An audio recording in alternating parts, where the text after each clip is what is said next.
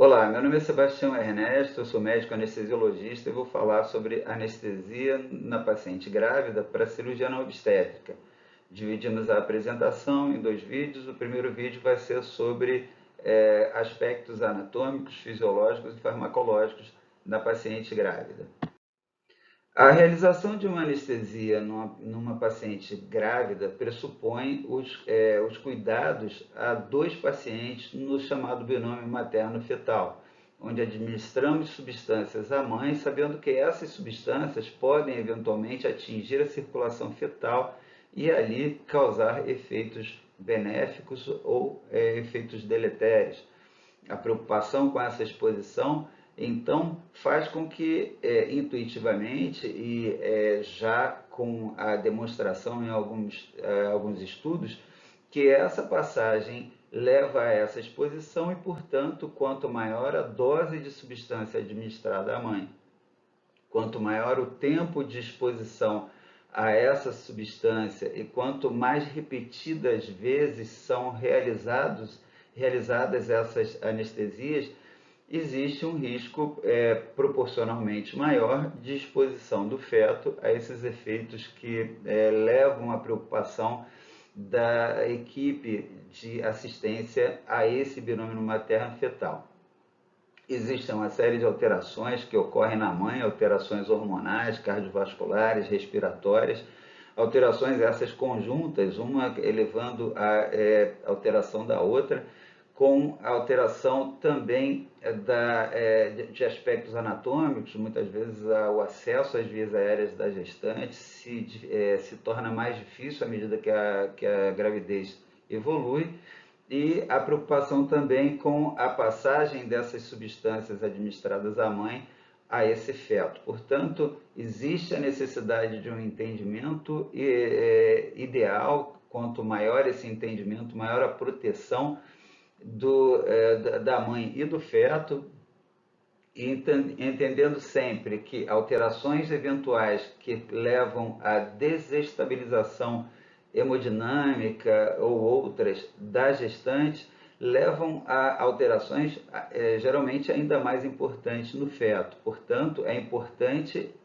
o entendimento dessa fisiologia modificada da gestante e da fisiopatologia de algumas situações que ocorrem durante o período gestacional, para que possamos, de maneira ideal, tratar esse binômio de uma maneira que leve a uma proteção de ambos. Devido a essa preocupação com a exposição do feto às substâncias administradas à mãe numa eventual anestesia, procura-se postergar o máximo possível a realização de cirurgias eletivas na gestante. O ideal é que se realizem esses procedimentos eletivos pelo menos após 6 semanas após o nascimento do concepto, momento em que a anatomia e fisiologia da gestante praticamente já retornou ao seu estado habitual de uma paciente não gestante. Porém, algumas situações nos impõem a necessidade da realização, seja por situações emergenciais ou outras. As cirurgias mais frequentes realizadas numa paciente grávida são apendicectomia, colicistectomia, cirurgias envolvendo trauma, doenças malignas, torção de ovário, entre outras. A fisiologia materna vai progressivamente se alterando à medida que a gestação evolui. Já no seu início, ocorrem alterações hormonais, com aumento de produção de progesterona, que leva a alterações circulatórias e respiratórias, como vai ser visto posteriormente, e à medida que a gestação progride, ocorrem alterações mecânicas devido ao aumento do volume intrauterino, do seu peso, com aumento da pressão intraabdominal e uma série de alterações mecânicas, como vamos ver posteriormente. Os requisitos metabólicos aumentados fazem com que essa gestante fique numa situação mais vulnerável, uma vez que ela necessita de uma produção e de uma oferta maior de oxigênio para a satisfação da necessidade metabólica aumentada, às custas de aumento do volume e de atividade mamária, aumento progressivo do tamanho da placenta e o aumento do tamanho do feto, com as suas necessidades metabólicas extremamente aumentadas também. Outra alteração importante é a diminuição da resistência vascular sistêmica, tanto por ação de óxido nítrico, progesterona e principalmente pela resistência placentária diminuída, que faz com que haja um fluxo sanguíneo aumentado, ocorre às custas disso um aumento da frequência cardíaca devido à redução da resistência vascular periférica, que ativa baroreceptores, e assim a gestante tem uma pressão arterial, principalmente sistólica, um pouco reduzida, uma frequência cardíaca um pouco aumentada, como veremos a seguir. O sistema respiratório materno é bastante afetado pela sua fisiologia, devido, como foi dito, principalmente ao aumento da progesterona, que aumenta a sensibilidade dos centros respiratórios ao aumento da pressão parcial de CO2. Isso faz com que haja um aumento da frequência respiratória e também há um aumento da necessidade de oxigênio pelo aumento do metabolismo, como foi mencionado anteriormente. Por outro lado, com o evoluir da gestação e o aumento do volume uterino, ocorre um deslocamento cefálico do diafragma que faz com que haja diminuição da capacidade residual funcional. Se por um lado isso aumenta a capacidade de expansibilidade do diafragma, que no momento da inspiração se encontra inicialmente numa região mais cefálica e faz com que haja uma movimentação mais caudal na sua contração para o início da inspiração, e isso faz com que haja um aumento do volume corrente, já que o ponto zero, o ponto inicial da inspiração, encontra esse diafragma mais cefálico, portanto a sua movimentação vai ser maior, porém com a diminuição da capacidade residual provocada pelo mesmo deslocamento cefálico do diafragma e diminuição da reserva do volume residual, isso faz com que haja uma menor reserva de oxigênio no volume residual, já que ele está diminuído, e essa gestante, que tem uma necessidade maior de oxigênio, acaba em situações de períodos pequenos de apneia, como na indução da anestesia, por exemplo, levando a uma dessaturação muito mais rápida. Ou seja, ela encontra-se numa situação de alta demanda de oxigênio, ela tem uma frequência respiratória aumentada, um volume corrente aumentado, mas ela tem um volume residual pequeno, e se ela apresenta apneia, ela muito mais rapidamente que uma paciente não gestante vai dessaturar, tanto por diminuição da reserva fisiológica, da reserva do seu volume residual, como pelo aumento da demanda por oxigênio. A frequência respiratória é aumentada, como foi dito, pela ação da progesterona em centros respiratórios, que aumenta a sensibilidade deles ao CO2, e isso leva a uma alcalose respiratória, que não é mais intensa porque há um aumento compensatório da eliminação de bicarbonato pelos rins. As alterações anatômicas que ocorrem nessa gestante, como aumento de líquido intersticial devido a essa ação da progesterona, diminuição da absorção do líquido do interstício, faz com que haja um edema de vias aéreas, e muitas vezes essas vias aéreas levam a uma maior fragilidade de mucosa e há uma dificuldade maior de, por exemplo, intubação por via nasal, uma vez que a mucosa mais engurgitada vai sofrer lesão com mais facilidade e sangramento também.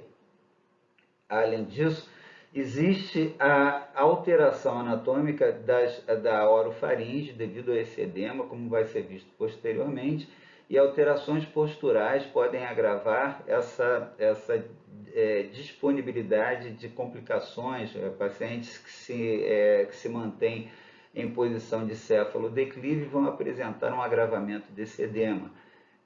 Ocorre também algumas situações em que esses fatores se agravam, como na paciente que além de grávida é obesa ou que tem complicações relacionadas à gravidez, como, por exemplo, a pré-eclâmpsia, que levam à formação de maior edema, hipertensão arterial, com maior chance de complicações em manipulação de vias aéreas.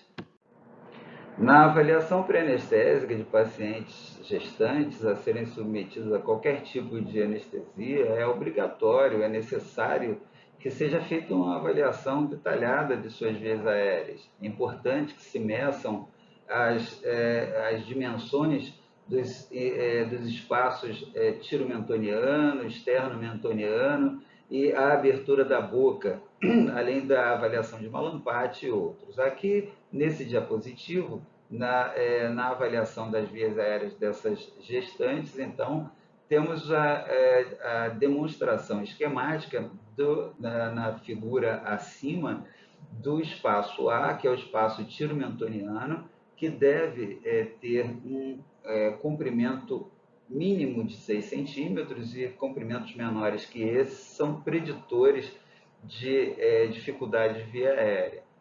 Pressupõe-se que nesse espaço reduzido, abaixo de 6 centímetros, pode haver pouco espaço também para manipulação de laringoscópio e do tubo traqueal que se objetiva introduzir na traqueia dos pacientes. A abertura de boca também, que deve ter um comprimento mínimo de 3 centímetros, comprimento menor que isso leva uma preocupação importante em relação à manipulação de vias aéreas e a mobilização do segmento cervical. Pacientes que tenham uma mobilidade cervical reduzida são pacientes que levam, eventualmente, a uma preocupação muito grande de obtenção de vias aéreas. Então, esses pacientes, essas pacientes grávidas, que eventualmente possam apresentar essas alterações ainda, piorando aquela via aérea que já é alterada devido aos fatores hormonais mencionados anteriormente, vão levar à possibilidade de dificuldade da ventilação. A paciente com via aérea demasiada, túrgida, muitas vezes apresenta dificuldades, como no paciente obeso que apresenta o ronco ao dormir, muitas vezes apresenta a apneia obstrutiva do sono, e quando há associação da gravidez com obesidade, isso se agrava ainda.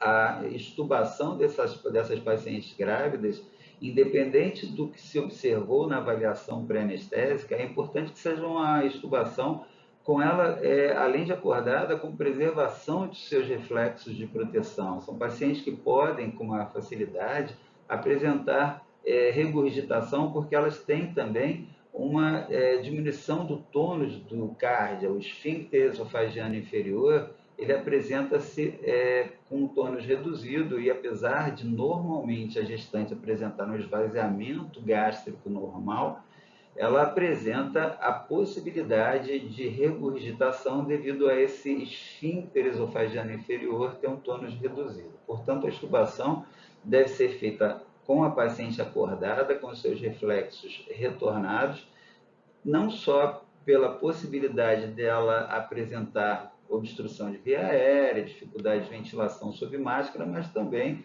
para proteger contra volumes regurgitados a partir do estômago.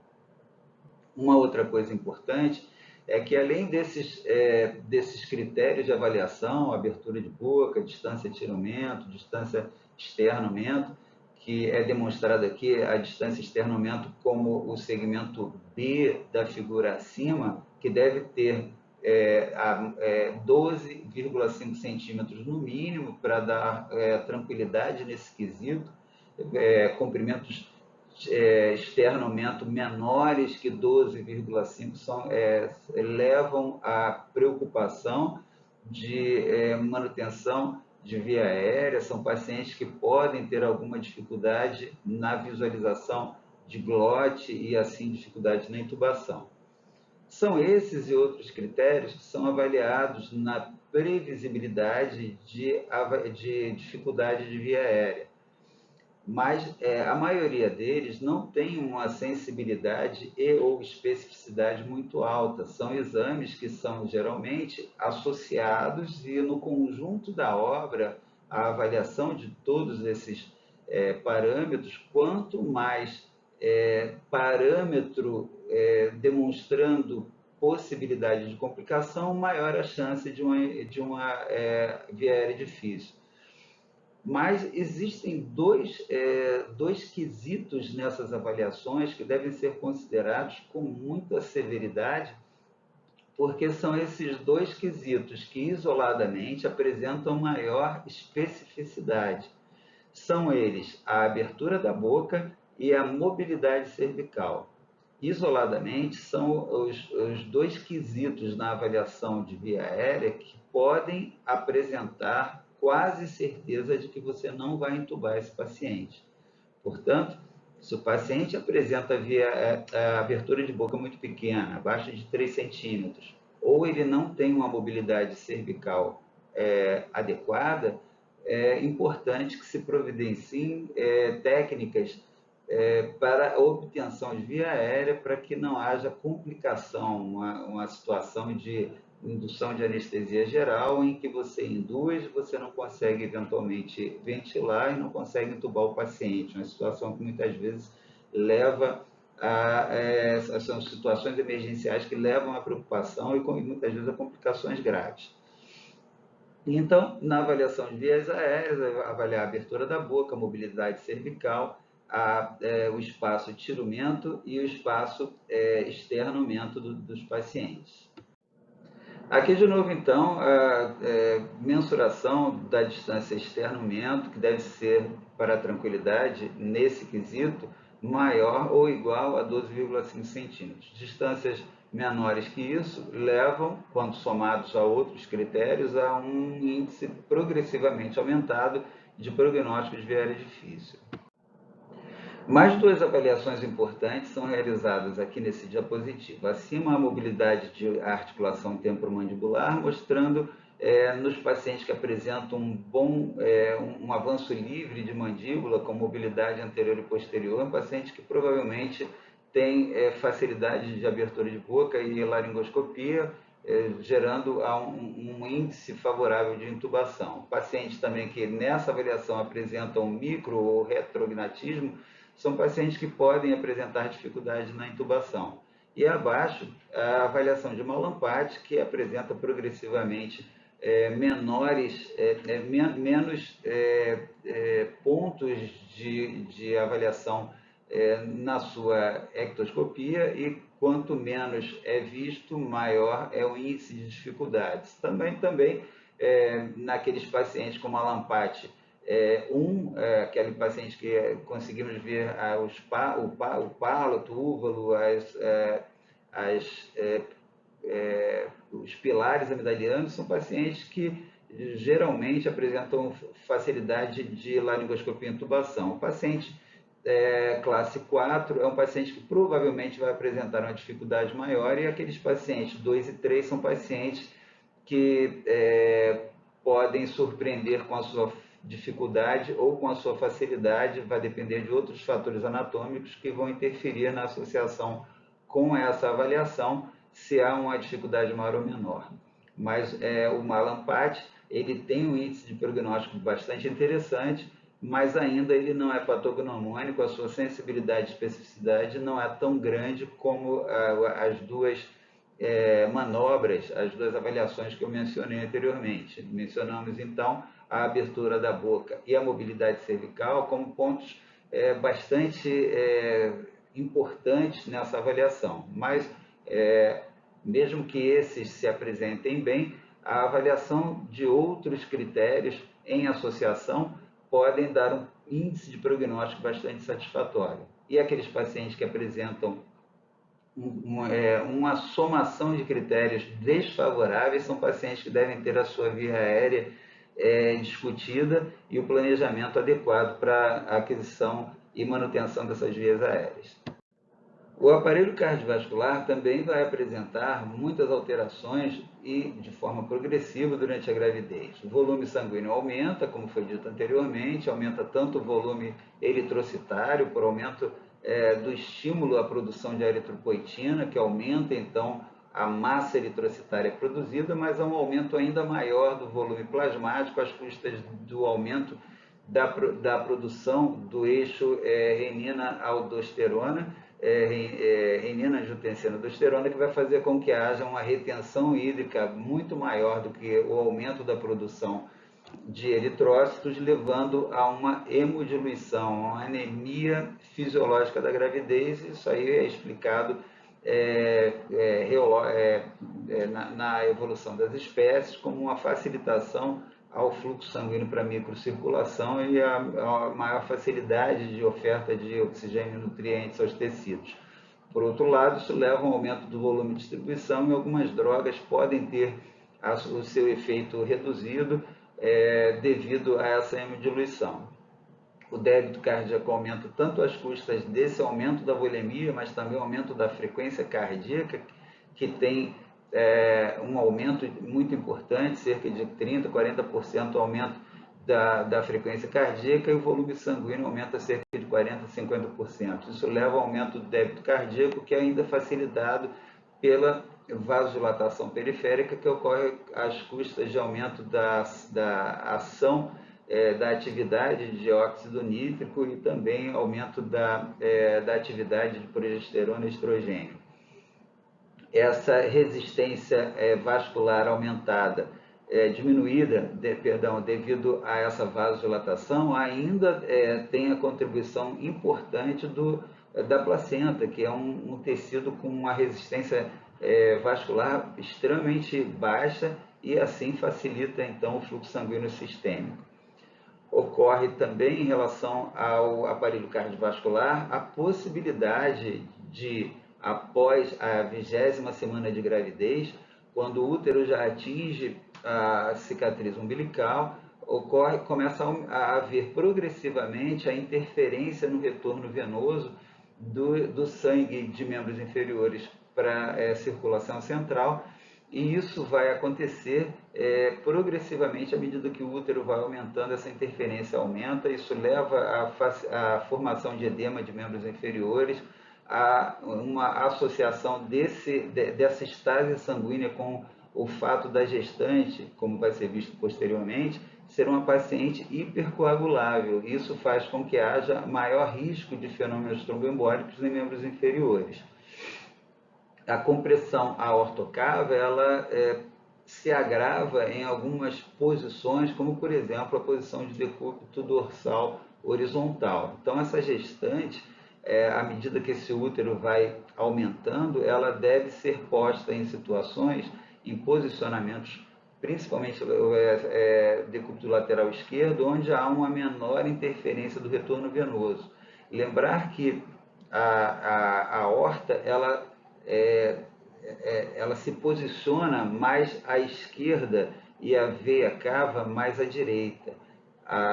O comprometimento circulatório ele é principalmente sobre a veia cava, que é um vaso que tem pouca estrutura muscular em relação à aorta, e além disso, a energia que faz esse sangue passar pela veia cava é uma energia muito menor do que aquela que faz o sangue passar pela aorta, já que o sangue que passa pela aorta está vindo bombeado do coração. Então, o decúbito lateral esquerdo é o mais favorável, já que vai liberar o retorno pela cava com pouca interferência na circulação do sangue pela aorta. Então, quando essa gestante é colocada em situações em que há um comprometimento por compressão aortocava, ocorre uma diminuição da pressão arterial sistêmica, com prejuízo da circulação uteroplacentária, e assim há um sofrimento, um estresse hemodinâmico importante sobre o feto, que muitas vezes não é percebido na monitorização da mãe, já que, com a redução da pressão arterial da mãe, ocorre aumento do tônus simpático com vasoconstrição periférica e, às vezes, durante pelo menos um período, e há uma estabilização hemodinâmica da mãe às custas dessa vasoconstrição. Mas essa vasoconstrição pode levar a prejuízo da circulação uteroplacentária e, muito mais importante que manutenção do estado hemodinâmico da mãe, é a manutenção do fluxo sanguíneo útero-placentário para o feto. Sem essa circulação útero-placentária, a manutenção da pressão arterial da mãe pode ser insuficiente e enganosa.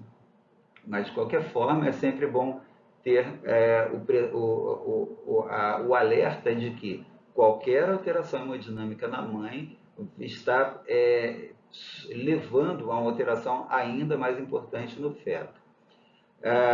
Em relação ainda ao aparelho cardiovascular materno, as situações em que haja parada cardiorrespiratória da mãe são situações de extrema emergência, muito mais do que na paciente não grávida, já que ela é uma paciente que apresenta necessidades metabólicas extremamente aumentadas, uma demanda metabólica muito mais alta do que na paciente normal, e a sua reserva fisiológica, então, é muito diminuída. Pacientes que têm a altura do útero já atingindo cicatriz umbilical ou além, apresentam comprometimento circulatório importante e em situação de parada cardiorrespiratória, muitas vezes a massagem cardíaca externa da mãe é insuficiente para manter um retorno venoso satisfatório. Portanto, é importante que se faça o deslocamento uterino para a esquerda em situações de parada cardíaca com o útero acima da cicatriz umbilical. Sem essa manobra, o retorno à circulação espontânea é quase impossível na gestante.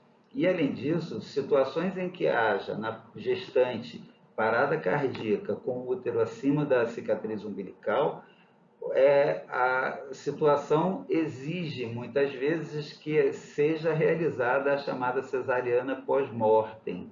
A paciente está em parada cardíaca, se tenta manobra de reanimação com as melhores técnicas possíveis, deslocamento uterino, e se até o 4º minuto não houve recuperação de circulação espontânea, é indicada a cesariana pós-mortem.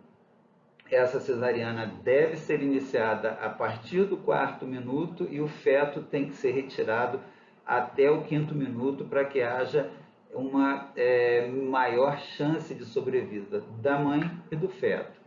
É importante que seja feita também, em qualquer situação de parada cardíaca em gestante, a ativação do corpo de atendimento à cesariana, com a solicitação emergencial de anestesista, obstetra, pediatra, neonatologista, e que seja feita realizada essa cesariana in loco. Qualquer segundo perdido pode causar prejuízo severo, dificultando o retorno da circulação espontânea. Portanto, os cuidados de realização com asepsia, eles devem ser minimizados em preferência ao atendimento emergencial da retirada desse feto na chamada cesariana pós-mortem. Como foi dito anteriormente, as pacientes grávidas apresentam esvaziamento gástrico normal, porém, devido à diminuição do tônus do esfíncter esofagiano inferior, há uma maior propensão a retorno do conteúdo gástrico para o esôfago e, assim, uma facilitação à regurgitação com possibilidade de aspiração em pacientes com diminuição do nível de consciência. Pacientes em coma ou sob efeito de hipnóticos podem, então, ter essa complicação ocorrendo mais facilmente. Pacientes que já têm história de refluxo gastroesofágico, como comorbidade já existente, apresentam maior risco ainda para esse tipo de complicação. Por isso, em pacientes onde a cirurgia ou a indicação cirúrgica pode ser compatível com a técnica regional, se não houver contraindicação a ela, muitas vezes a técnica regional acaba sendo mais segura para essas pacientes, principalmente em estágio final de gravidez. A paciente gestante tem uma tendência a desenvolver com mais facilidade fenômenos tromboembólicos. Isso se deve ao aumento da produção e da concentração dos fatores de coagulação 7, 8, 9, 10 e do fibrinogênio. Por outro lado, ocorre um aumento também do plasminogênio. Isso pode reduzir ou limitar essa capacidade de desenvolvimento de fenômeno tromboembólico. Outro fator que tende a tornar essa hipercoagulabilidade ainda mais intensa é a diminuição da produção de antitrombina e das proteínas C e S.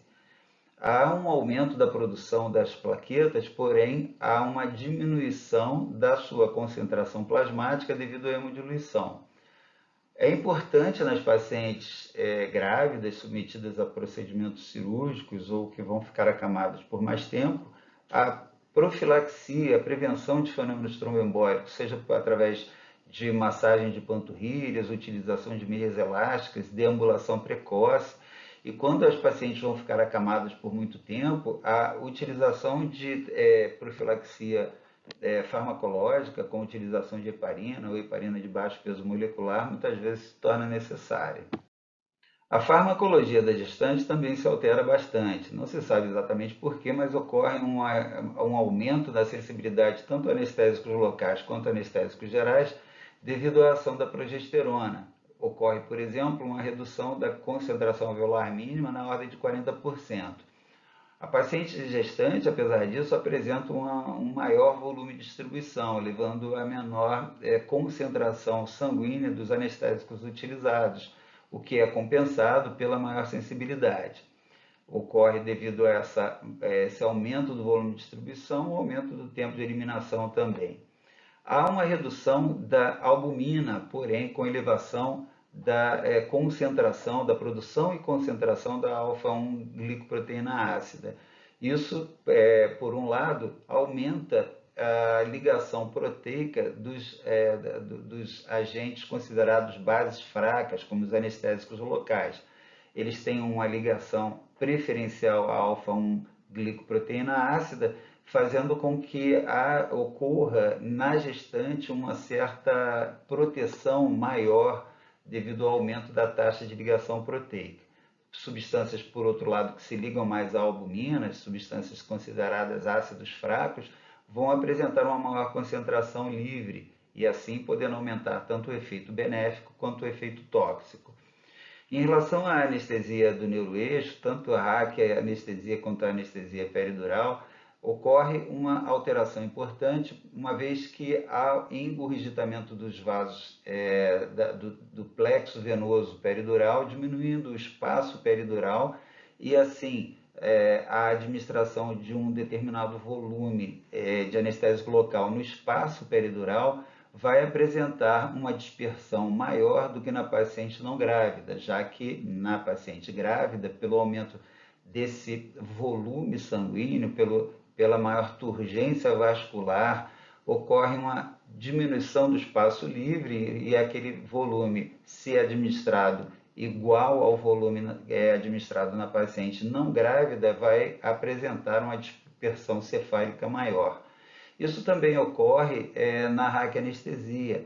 A paciente grávida vai apresentar um volume licórico proporcionalmente menor e devido a esse maior volume vascular no espaço peridural e vai apresentar também uma maior dispersão do anestésico local quando utilizado na raquianestesia.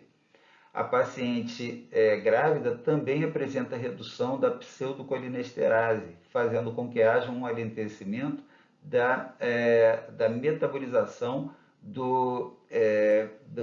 da succinilcolina e dos demais agentes que tenham metabolização pela pseudocolinesterase, como os anestésicos locais do tipo ésteres, o mivacúrio e outras substâncias mais.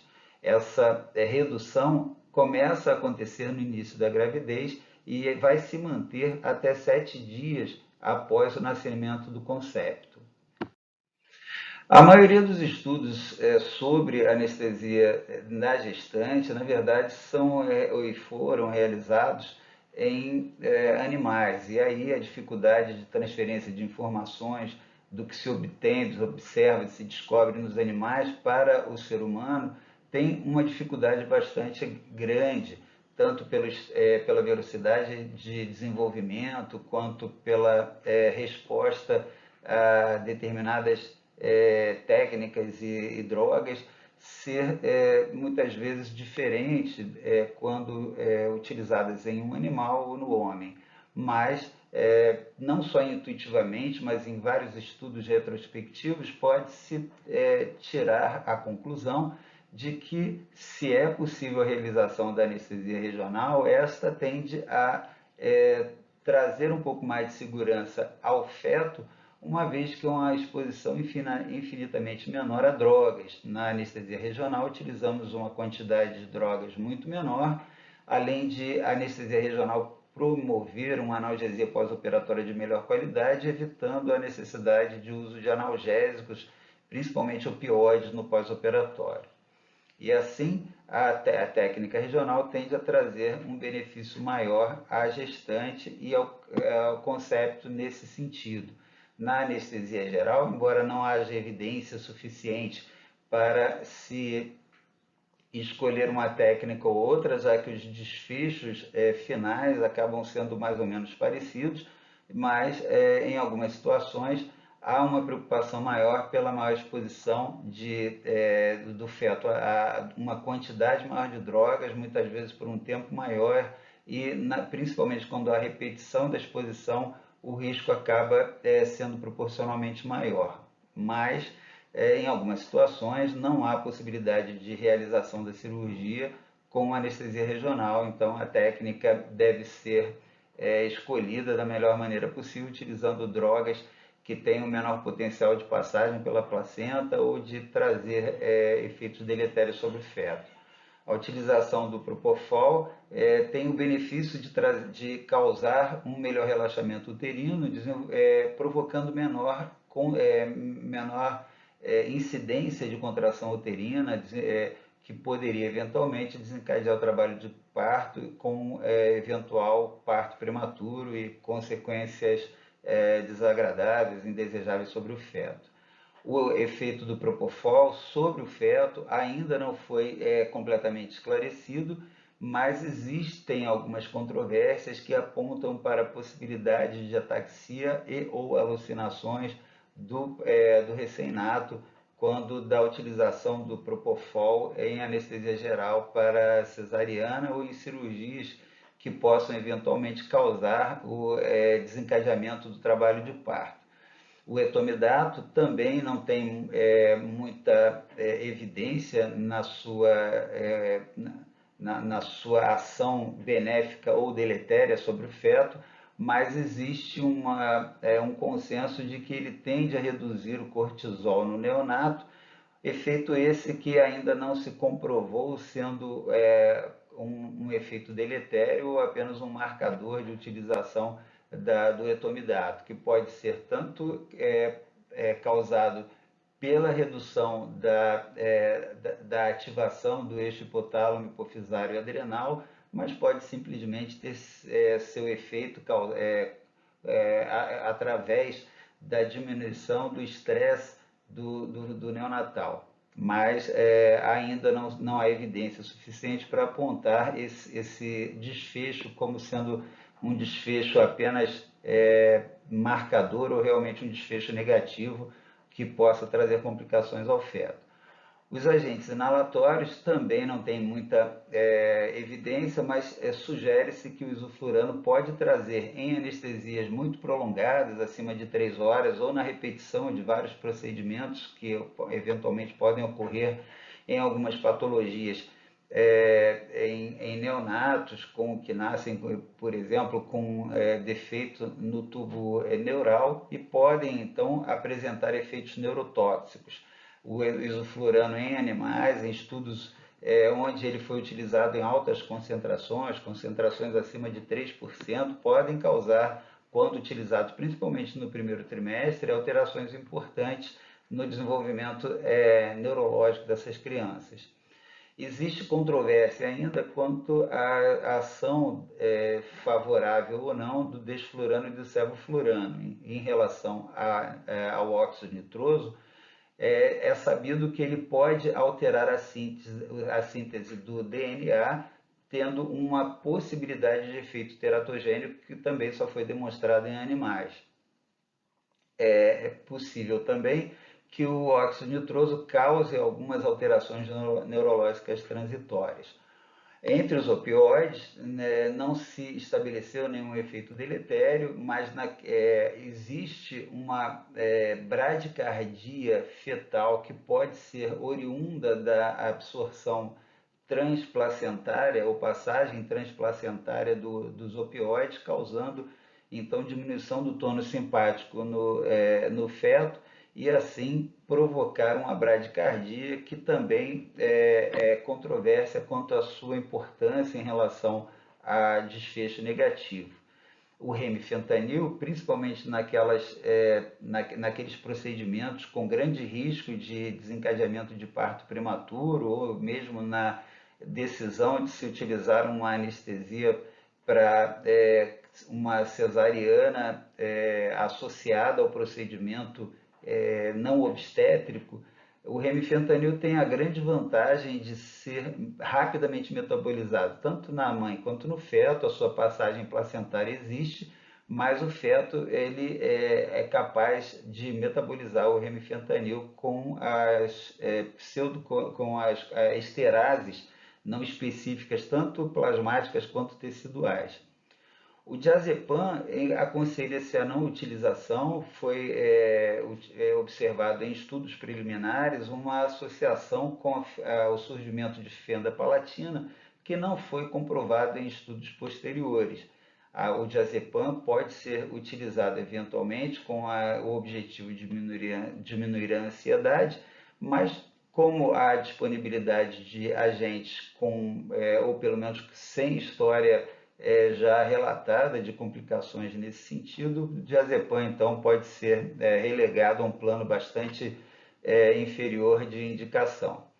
Em relação aos agentes bloqueadores neuromusculares, eles que normalmente são polares, eles são metabolizados, eles possuem o chamado amônio quaternário, aquele que tem ligação com 4 radicais do grupo alquil. Ele então tem uma carga positiva, e diferente das substâncias que têm um amônio secundário, terciário, que sofrem reversão a polar ou não polar, as substâncias de grupo com amônia quaternária, eles são mais fixos, eles são mais estáveis e são polares e dificilmente passam por membranas. Portanto, há uma passagem dessa substância através da placenta, mas em quantidade muito pequena, que em geral não causa problema no neonato. Além dos bloqueadores neuromusculares, a atenção também em relação à atropina e neostigmina, que são utilizados classicamente na reversão da ação dos bloqueadores neuromusculares na mãe. Observa-se que a neostigmina e a atropina elas podem eventualmente passar pela barreira placentária. A atropina, que causaria um ataque cardíaco, um aumento da frequência cardíaca tanto na mãe quanto no feto, é de grande importância para contrabalançar aquela bradicardia que pode ser causada pela passagem da neostigmina da mãe para o feto. Ou seja, há uma importância na utilização dessa substância, na reversão do efeito final do relaxante ou do bloqueador neuromuscular na mãe, mas há a passagem placentária da neostigmina, que causaria bradicardia no feto. Então, a utilização da atropina, que contrabalança esse efeito na mãe, também tem a mesma função no feto. E em relação ao Sugamadex, não se tem nenhuma evidência de seus efeitos deletérios, porém, pelas características farmacológicas da substância, há uma tendência a considerar o Sugamadex uma droga de ação segura na paciente gestante. Essas são as fontes que serviram de base para a produção do nosso vídeo. Concluímos aqui a primeira parte da nossa apresentação sobre anestesia na paciente gestante para procedimentos não obstétricos. Espero que tenham gostado do conteúdo e, se gostaram, deem um like e compartilhem. Muito obrigado.